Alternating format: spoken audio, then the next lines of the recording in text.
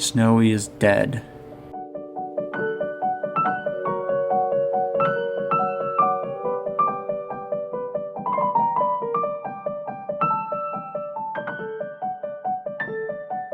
It's been months since he has shown his face on the server, and I think it's time to come to the sad truth. He is no longer among us. So here I am, in this winter wonderland he built with his own two hands, crying softly before an empty grave. I can still see his face, hear his voice. Those memories of hunting him down in the end dimension feel like yesterday. I might be melodramatic. In fact, I hope I am. But unless his face comes around the corner, this is the end of Snowy's story on the Endercraft SMP. At the expense of my retention rates, allow me to read a short poem in his memory.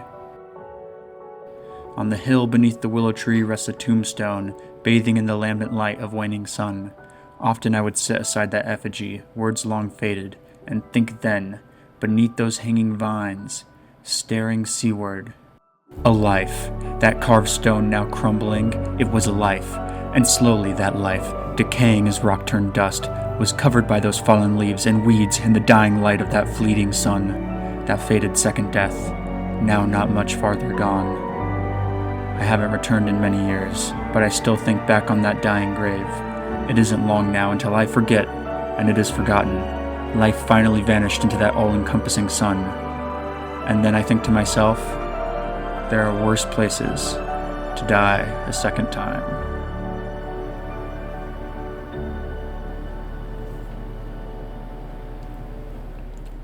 Wow, you're still here.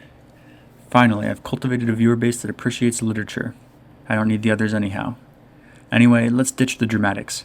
Get rid of all this fake funeral shit. Tear down the green screens. Real talk time. My plans on the server obviously involve Snowy. And it's not just the Minecraft server that he hasn't shown up on for over 3 months. It's also his YouTube channel and even his Discord.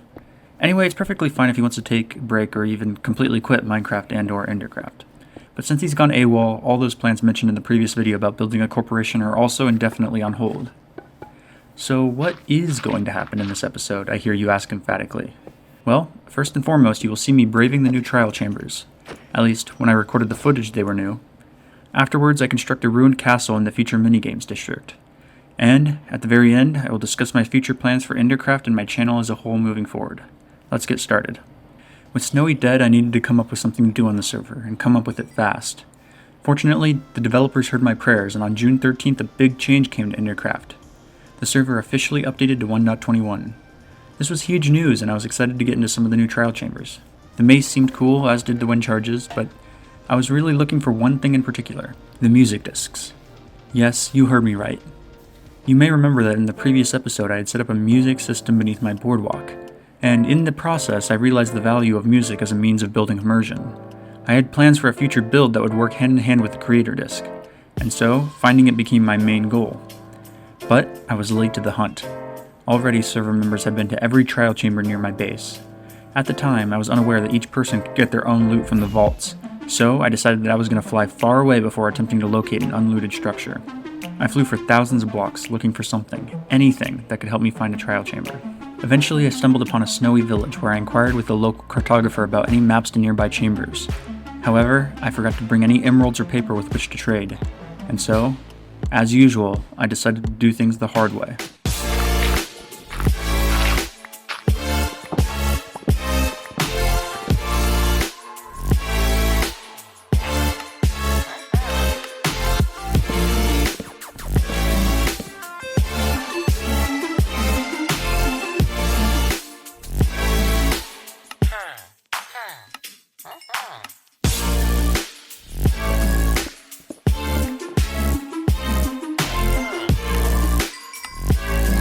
I really should have cut my losses right at the beginning, but sometimes my laziness actually leads to me doing things in a more difficult way. Regardless, I had what I needed now. I followed the map I bought from the cartographer using my expert orienteering skills and eventually arrived at the location of the chamber, where I began to dig down expectantly. I entered the chamber from above and immediately began to take on its denizens under the bad omen effect, so that I could acquire the ominous keys. At first I was having trouble getting any of the keys, but soon I was absolutely rolling in them. The problem was, there weren't enough vaults to open. Every vault I opened seemed to give me worse loot than the last. First a notch apple, then an armor trim, and then slowness arrows. All I wanted was the creator disc and the heavy core, but no matter how many vaults I opened, none were to be found. Initially, I thought that you could reopen the ominous vaults, so I waited around before learning that each player could only open each vault once. And so, defeated, I set out in search of a second chamber. It wasn't long before I found one. Again, I defeated every spawner I could find. Again, I opened every ominous vault. Again, I got lost for an hour in a confusing maze of passageways, unsure of where I had entered and where I had not yet looted. And again, I came up empty. This was beginning to feel like the end trip from the last episode. But, if there's one thing you know about me, it is that I do not give up easily. So, I returned home to stash my loot before moving on to the third trial chamber. This time I flew for 4,000 blocks, found the spot labeled on the map, and dug down to the trial chamber. I had a couple of keys stored up from the previous chambers, and I was ready to use them. I landed directly in front of an ominous vault, and I could feel it. This was going to be the one. My gambling addiction could finally end. I could escape from this world occupied solely by those old folks at the slot machines and Genshin Impact players. I could beat the odds.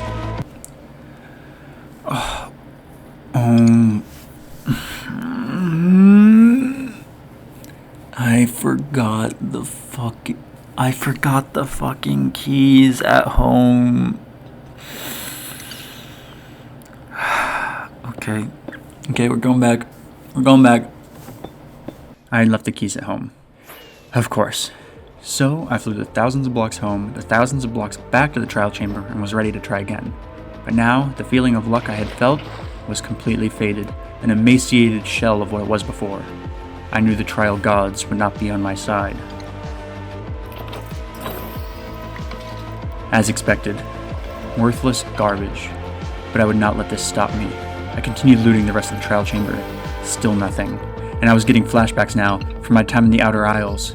This was getting bad. I couldn't afford to let the PTSD sink in. I could not accept a repeat of the last episode. So, I flew to trial chamber number 4, ready to test my luck for the final time.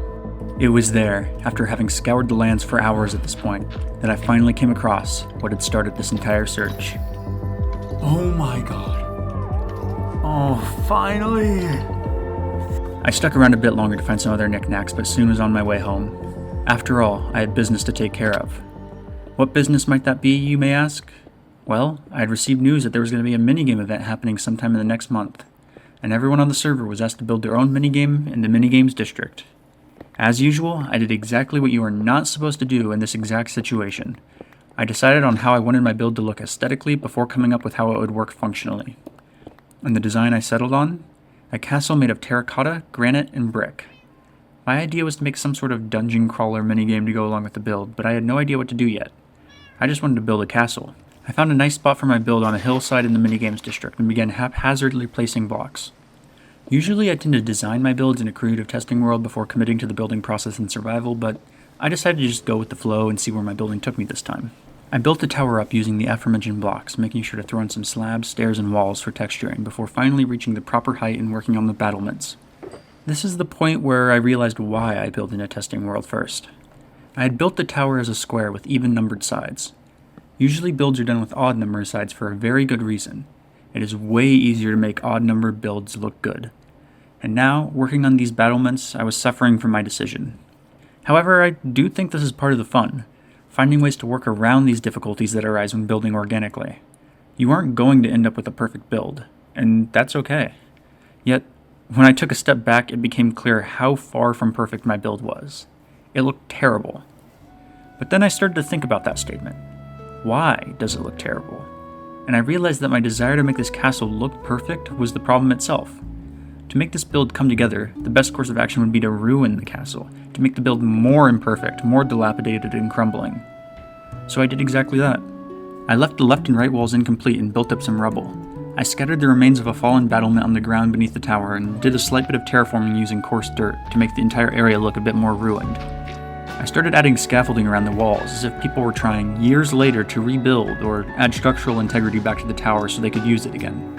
And then, on the left wall, I added my favorite detail. I wanted to build a ruined arch, as if the edges of the wall had collapsed, but managed to balance precariously in an arch-like formation. It was definitely going to be a challenge getting the shape right. I had the right side at a slant using slabs and stairs, leaning over and balancing on the still standing left portion of the wall. It was a bit difficult using the stairs and slabs correctly to get the right angle, but in the end it came out exactly how I wanted.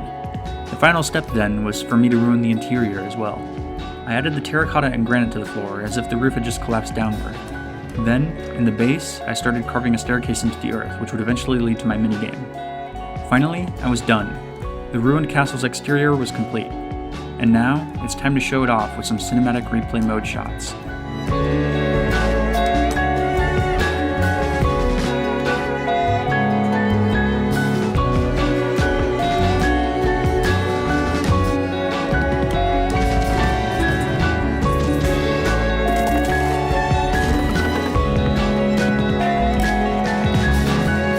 Now that my main goals for this episode are over, we need to talk a bit. And at the expense of my usually overproduced editing style, I'm going to take a page out of 2013 Minecraft YouTube and talk to you in this creepy, eye-locking second-person mode.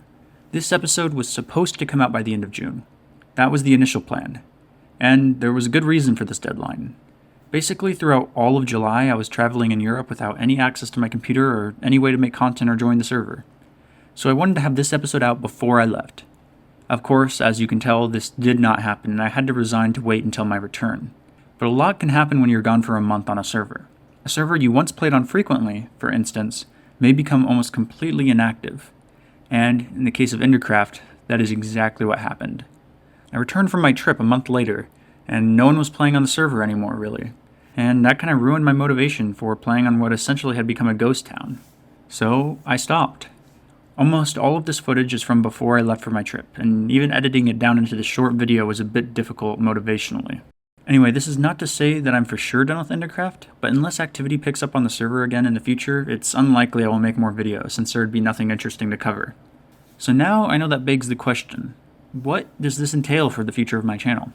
I know I'm not the best at getting uploads out in a timely manner, but there is something I am working on. There's a world I've been playing on relatively recently with my good friend Out of Context Elliot, who you may remember from the No Jumping Challenge. I plan to release a video on that world soon. Whether or not it becomes a series remains to be seen. I'm also interested in branching out into some other games, but it's hard to find ones which match my editing and commentary style. Either way, there will eventually be more here. There always is. So make sure to stick around. I appreciate you all watching until the end of the video. And, for perhaps the last time from the Endercraft SMP, until next time, see ya.